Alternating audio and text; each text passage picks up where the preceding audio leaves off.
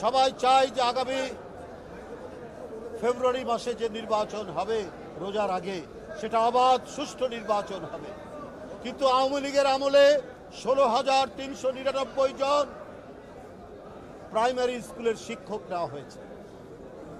এর মধ্যে 55 থেকে 60% হচ্ছে আওয়ামী লীগের খাস তাদের দলীয় লোকজন। এরা যদি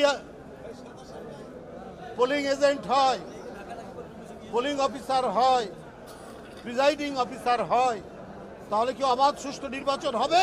মেধার প্রতিযোগিতা না করে একমাত্র তাদের ক্রাইটেরিয়া ছিল উত্তীর্ণ হওয়ার, চাকরি পাওয়ার। সে ছাত্রলীগ করে কিনা, সে যুবলীগ করে কিনা, সে আওয়ামী লীগ করে কিনা, এগুলোকে প্রশাসন থেকে ক্লিন করতে হবে।